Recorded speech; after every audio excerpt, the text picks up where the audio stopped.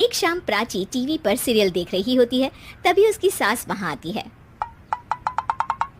अरे सीरियल में तो ऐसे मग्न है जैसे आज रात का खाना पड़ोसी आकर बनाएंगे। मुझे पता ही नहीं था आपने अपने बेटे की शादी पड़ोस में भी की हुई है। हैं? मतलब? मतलब इस घर में सारा काम बहू ही करती है, आप तो सिर्फ खर्राटे मारती हैं। अच्छा जी, फिलहाल तो तुम आराम फरमा रही हो, चलो जाओ, ये मेरे टीवी देखने का समय है। आहा, इसीलिए मुझे भगाया जा रहा है।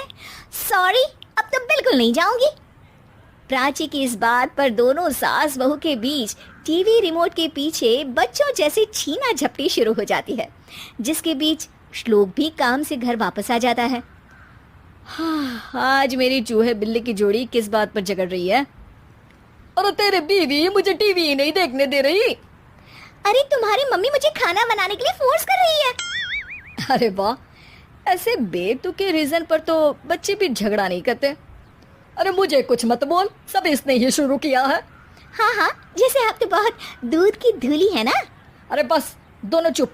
प्राची जाओ खाने की तैयारी करो, और माँ तुम छोड़ो, तुम्हें क्या बोलूं, शांति से अपना सीरियल देखो, मुझे दोबारा लड़ने की आवाज सुनाई नहीं देनी चाहिए।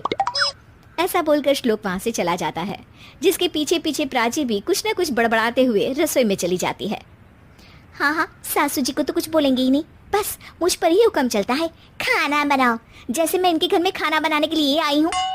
इसी तरह शाम बीतती है और रात को श्लोक और प्राची की सास खाना खाकर सोने चले जाते हैं, लेकिन प्राची गुस्से में कुछ खाए बिना काम में ही लगी रहती है। इस घर में किसी को घंटा फिक्र नहीं पड़ता, मैं खाऊं या भूखी रहूं। प्राची कुछ देर के लिए रसोई से बाहर जाती है और जैसे ही वापस आती है तो वहां दूध का भरा ग्लास देखकर हैरान रह जाती है। फिक्र पूरी है, बस दिखाना नहीं है। प्राची दूध पीकर सोने चली जाती है और अगली सुबह एक बार फिर सास बहू का कार्टून नेटवर्क स्टार्ट हो जाता है। ये तुमने ही किया है। अरे अजीब जबरदस्ती है, मैं बोल रही हूँ मैंने कुछ नहीं किया। दोनों ने मिलकर पूरे घर को पागल खाना बनाया हुआ है। यहाँ कोई नॉर्मल इंसान तो रह ही नहीं सकता, इसीलिए अब पड़ोसी क्या रिश्तेदार भी घर आने से कतराते हैं। अरे सुन बेटे, तू भी चंगा, तेरी माँ भी चंगी, तेरी बीवी भी चंगी, रिश्तेदार।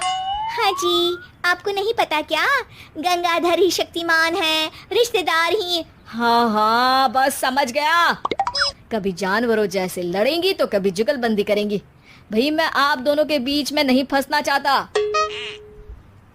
सास बहू की इस मनमौजी जोड़ी से परेशान होकर श्लोक अपना सिर खुजलाता वहां से चला जाता है। चलो अब मैं भी कीर्तन में जा रही हूँ। इस पर जैसे ही सास कमरे में अपना पर्स लेने जाती है तो वहां नाश्ते की प्लेट रखी देख मुस्कुराने लगती है और नाश्ता करके घर से बाहर निकलते हुए कुछ पैसे टेबल पर रख जाती है, जिसके कुछ देर बाद सिलेंडर वाला घर आता है। ओ मुरी मैया, मैं सिलेंडर के बारे में तो बिल्कुल भूल ही गई थी। घर खर्च के सारे पैसे भी मम्मी के पास है और श्लोक से बोला तो उल्टा 4 बात सुनाएंगे। प्राची ये सोच ही रही होती है कि अचानक उसका चेहरा चमक उठता है और वो घर में आकर इधर उधर देखने लगती है। तभी उसकी नज़र टेबल पर रखे पैसों पर पड़ती है, जिन्हें वो सिलेंडर वाले को दे देती है। ये सब श्लोक देख लेता है। अच्छा बेटे, इतना बड़ा घोटाला, सबके सामने मैं तेरी दुश्मन और पीठ पीछे तेरी मेरी यारी। इस पर श्लोक एक प्लान बनाता है और शाम को सब एक साथ बैठे होने पर बोलने लगता है। माँ, तुम दोनों की बहुत लड़ाई होती है, इसलिए मैं सोच रहा हूँ कि प्राची को उसके घर छोड़ाऊँ, इससे वो भी खुश रहेगी और तुम भी। अचानक श्लोक की ये बात सुनकर सास बहू शौक से उसकी तरफ देखती हैं। अरे ऐसे कैसे घर छोड़ाओगे, मुझे कहीं नहीं जाना। अरे तुमने बोला नहीं पर मैंने सुन लिया, तुम्हें मम्मी के साथ रहना अच्छा नहीं लगता, मुझे पता है। अरे वो अरे, जब बहू खुद कुछ काम बोले तो वो तुझे सुनता नहीं, और अब जो इसने बोला ही नहीं वो तू समझ गया। जब उसे नहीं जाना तो फिर जबरदस्ती क्यों कर रहा है? अच्छा, फिर आपको मौसी के घर छोड़ाता हूँ।